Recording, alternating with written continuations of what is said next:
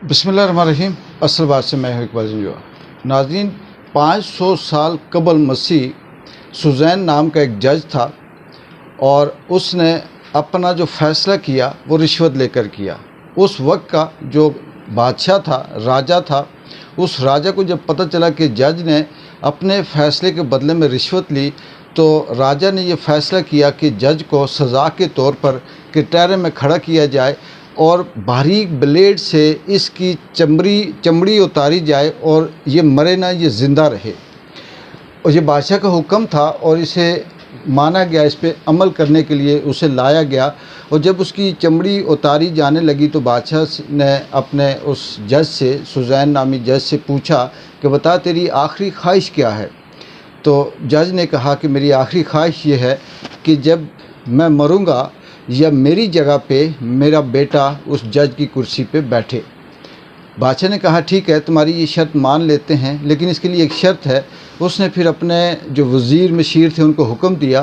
कि इसकी जो चमड़ी उतारी जाएगी, इसके बेटे के लिए जो जज की कुर्सी बनेगी वो इस चमड़ी से बनाई जाए, ताकि जब इसका बेटा उस कुर्सी पे बैठे और इंसाफ करने लगे तो उसे ये ख्याल आए कि जिस कुर्सी पे वो बैठा हुआ है ये इसके बाप की चमड़ी से बनी हुई है और इसके बाप की चमड़ी इसलिए उतारी गई थी कि उसने अपने फ़ैसले में रिश्वत ली थी।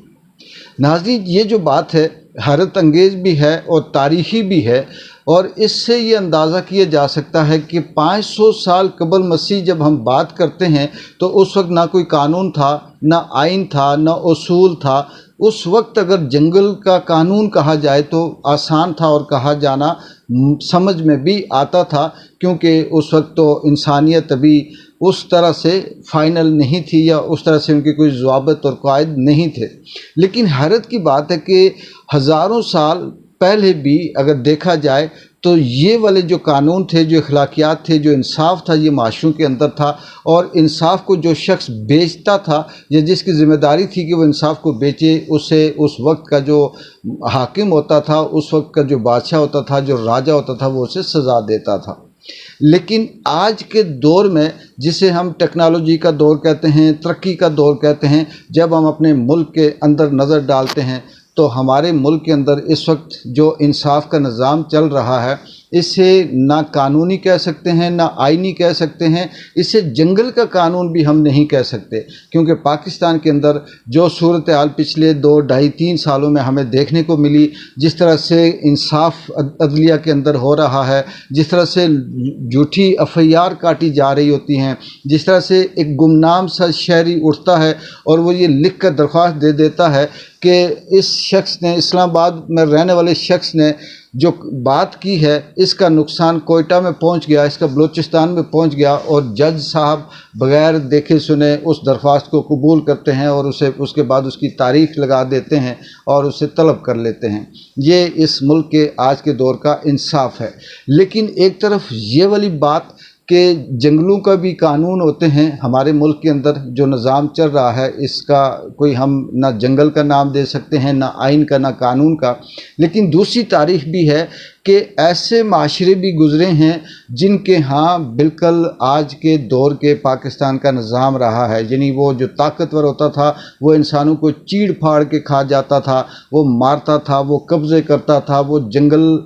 से भी ज़्यादा, जंगली जानवरों से भी ज़्यादा सख्त होता था। और पुराने ज़माने में अगर हम तारीख़ों में अगर हज़ारों साल पुरानी अगर हिस्ट्री पढ़ें तो उसमें जो जंगली लोग रहते थे, जिनके पास बर्छे होते थे, वो जो शिकारी होते थे, वो शिकार करते और इस तरह से एक कबीला दूसरे कबीले के ऊपर हमला करता और उनको तहस नहस करता।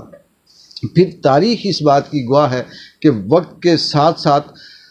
वहाँ पे डेवलपमेंट आई, आस्ता आस्ता सुधार आया। उसको कोई भी नाम दे दें, इखलाकी नाम दे दें, कानूनी नाम दे दें, आइन का नाम दे दें। उस सुधार के बाद फिर उनकी उसूल, पॉलिसी, ज़ाब्ते, इखलाक, इंसानियत, ये चीज़ें तय बाय तय होती गई और करते करते फिर वो सारा जो निज़ाम था, वो जो दरिंदगी थी, वो जो सफाकियत थी, वो ख़त्म हुई और आज वो माशरे सिविलाइज्ड माशरे उन्हें कहा जाता है। आज उन माशरों को सिविलाइज्ड सोसाइटी का नाम देकर तरक्की याफ्ता मुल्कों की सफ़ में उनको खड़ा किया जाता है। पाकिस्तान के अंदर भी इस तरह से कुछ مہینے پہلے یا کچھ آپ کہہ سکتے ہیں کہ اشرے پہلے 2 4 6 8 مہینے پہلے یا سال پہلے عام آدمی جب بیٹھتا تھا تو ایک طبقہ یہ کہتا تھا کہ پاکستان کا جو نظام ہے کبھی بھی تبدیل نہیں ہوگا، یہ اسی طرح سے رہے گا، یہاں پہ یہ ظلم زیادتی یہ سب کچھ ہوتا رہے گا۔ لیکن ایک طرف یہ تھنک ٹینک بھی تھا، وہ جب بات کرتا تو میں خود بھی بہت دفعہ ایسی جگہوں پہ یہ بات کرتا تھا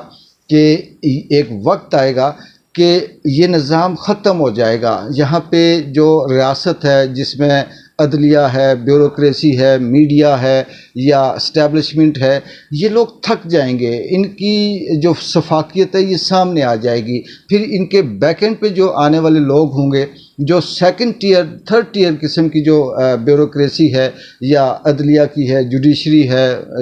حکومت ہے، پارلیمنٹ ہے، اسٹیبلشمنٹ ہے، تو وہ تنگ آ کر اس بات پہ آ جائیں گے کہ اب ہمیں اپنی لائن پہ چلنا چاہیے اور لائن پکڑنی چاہیے۔ پھر اس کے ساتھ یہ بھی تھا کہ یہ بھی حقیقت ہے کہ ظلم جب حد سے بڑھتا ہے تو مٹ جاتا ہے۔ پاکستان کے اندر اگر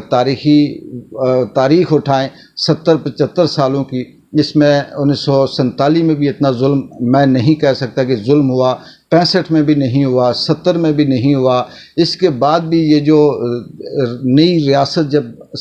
اس میں وجود میں آئی تو اس میں جو رد و بدل ہوا اس میں بھی اتنا ظلم نہیں ہوا جتنا آج کے دور میں یہ 2 2.5 سالوں میں ہم نے ظلم دیکھا۔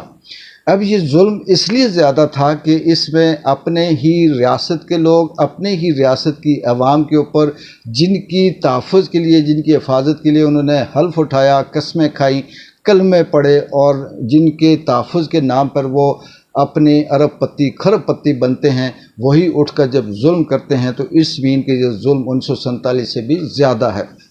اور اس نے اپنی آخری حد کراس کر لی۔ جب یہ کراس کی تو اس کے بعد پھر آہستہ آہستہ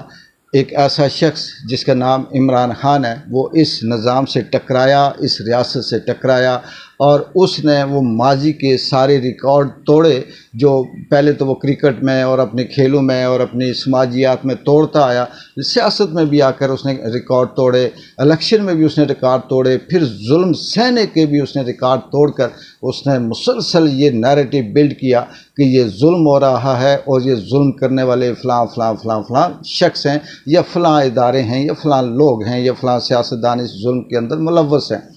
جب وہ مسلسل اس بات پہ ڈٹا رہا اور وہ تیار تھا کہ اس کے بدلے میں اسے مار دیا جائے تب بھی قبول ہے، پھانسی پہ لٹکا دیا جائے تب بھی قبول ہے، جو مرضی سزا دی جائے، اس نے کہا کہ میں اس ظلم کے آگے سرنڈر نہیں کروں گا اور ڈٹا رہوں گا۔ جب وہ ڈٹا رہا تو کہتے ہیں کہ جب انسان ڈٹ جاتا ہے، حق و سچ کی راہ پہ کھڑا ہو جاتا ہے، پھر قدرت، پھر نظام، پھر یہ جو انوائرمنٹ ہے، یہ ساری کی ساری اس کا ساتھ دینا شروع ہو جاتی ہے، اور بارش کا پہلا قطرہ، بارش کی پہلی وہ جو امید کی جو پہلی کرن تھی، وہ جو پہلی روشنی تھی، وہی عمران خان کے بعد وہ 6 جج تھے جنہوں نے خط لکھا۔ پھر ان 6 ججوں کے ساتھ آہستہ آہستہ باقی صوبوں کے جج بھی ملتے گئے، آواز اٹھاتے گئے، ہمت آتی گئی، بڑھتے گئے، اور اب وہ آواز اس حد تک ملک کے کونے کونے تک پہنچ چکی ہے کہ سب کو یہ سمجھ آ گئی کہ عدلیہ مینج تھی، عدلیہ مجبور تھی، جوڈیشری کو کہیں نہ کہیں تھرڈ تھے، جوڈیشری کے فیصلے باعث تھے، جوڈیشری کے فیصلے حق و سچ پہ نہیں تھے۔ یہ وہ پہلا قطرہ ہے، جو پہلی کرن ہے، پہلی چنگاری ہے، اس نے ابھی آگے بڑھنا ہے۔ اس سے ہم یہ اندازہ کر سکتے ہیں کہ آنے والے وقت میں چاہے اسے 8 سال لگیں، 10 سال لگیں، 20 سال لگیں، یہ معاشرہ بدلے گا، اس ملک کے اندر رول آف لا بھی آئے گا، اس ملک کے اندر تمام ادارے قانون کے انڈر بھی آئیں گے، اور اس ملک کے اندر عام آدمی کو انصاف بھی ملے گا۔ وقت لگے گا، لیکن اس انصاف کا، اس رول آف لا کا، اس ملک کے اندر انسانیت لانے کا اگر بانی ہوگا تو وہ عمران خان ہوگا۔ پھر تاریخ یہ کہے گی کہ اس نظام سے، اس فسطائیت سے، اس درندگی سے ٹکرانے والا ایک شخص تھا، اور اس نے جب ہمت نہیں آ رہی تو پھر اس کے ساتھ لوگ آتے گئے، قدرت آتی گئی اور اس کا ساتھ بنتا گیا، اور آج تمام لوگ اپنی اپنی لائن پہ کھڑے، اپنی اپنی لائن پہ چل رہے ہیں۔ امید ہے کہ آنے والا وقت آپ سب کے لیے، ہم سب کے لیے بہتر ہوگا۔ ابھی کچھ حالات مشکل ضرور ہیں، لیکن جس طرف یہ سلسلہ چل نکلا ہے، جوڈیشری ججز نے جس طرح سے آوازیں اٹھانا شروع کی ہیں، اس طرح سے یہ فارم 47 والے، یہ ڈکیت، یہ چور، یہ سارے غلام امریکہ کے، ان کی غلامی بہت کم عرصہ رہے گی اور یہ پھر اپنی موت خود مر جائیں گے۔ ان کی موت یہی ہے کہ لوگوں کے دلوں میں ان کی نفرت ہوگی، ان کو اس دھرتی میں کہیں بھی جگہ نہیں ملے گی۔ اقبال جنجوعہ کو اجازت دیں، اللہ حافظ۔